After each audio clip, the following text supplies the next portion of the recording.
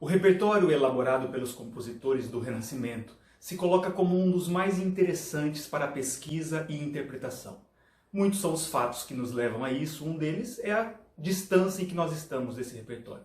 Mas basicamente podemos pensar a música do Renascimento como um momento de transição, em que a escrita musical saiu de toda uma tradição monódica e modal que prevaleceu até o final da Idade Média, a longa Idade Média, até o que viria a se tornar o tonalismo. Portanto, em sendo um período transitório extremamente técnico, a escrita musical era basicamente experimental, o que a torna tão interessante e misteriosa. Basicamente, todo o Renascimento tem como berço as cidades italianas. Com a música, isso foi ainda mais importante. Porém, não só ali aconteceu a música do Renascimento. Um exemplo interessante é a produção dos compositores ingleses dos séculos XV e XVI, que, dada a sua diferença em relação aos demais, nos leva a uma série de reflexões. A música inglesa, bem como toda a estética artística daquele país, se coloca bastante distinto dos demais. A sua característica insular emerge em seus artistas. Na música, nós temos duas explicações básicas para entendermos o repertório dos séculos XV e XVI tão distinto dos seus pares. A primeira é o fato de que na Inglaterra a influência da polifonia franco-flamenga, que foi a base da escrita musical do Renascimento, existiu, mas existiu com menos força. A segunda explicação, e não menos importante, é que as expressões musicais seculares da Inglaterra também se desenvolveram mais lentamente do que ocorreu na Itália e nos países ibéricos. De novo, não é que não houve, mas ela teve menos influência dos caminhos que a música seguiu a partir de então. Mas existe um fato que extrapola o universo musical, que talvez seja o mais importante para a gente entender qual é a diferenciação do Renascimento inglês.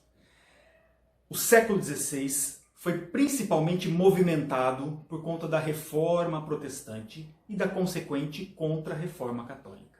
Na Inglaterra não foi diferente, porém o advento da Igreja Anglicana se deu de uma forma mais tumultuada, com muitas idas e vindas. E, evidentemente, isso interferiu na produção musical. O compositor mais importante do século XVI, e talvez um dos mais importantes de toda a música inglesa, é Thomas Tallis, nascido no início do século XVI e uma longa e muito frutífica vida profissional. Em grande parte de sua vida, ele desempenhou o papel de mestre de capela da Capela Real Inglesa e trabalhou diretamente para 4 reis. Neste tempo, o rito anglicano foi substituído pelo católico 2 vezes. Um dos motivos pelos quais Tallis teve tanto sucesso em vida foi o fato de ser um compositor muito adaptável, flexível. Ele soube lidar com essas diferenças sem perder a personalidade e o valor de sua obra. Existe um moteto composto por ele sob o pedido do rei Eduardo VI chamado If You Love Me.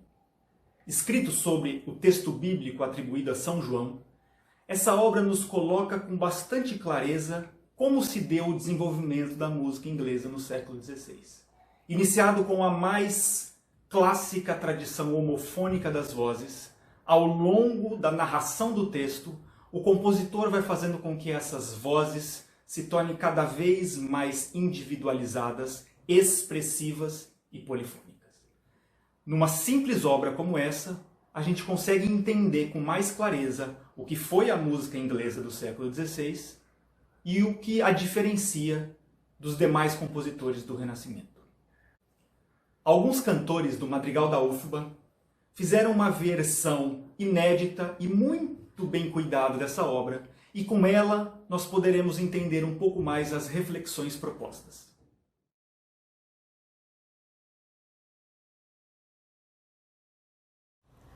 If you love me, keep my commandments.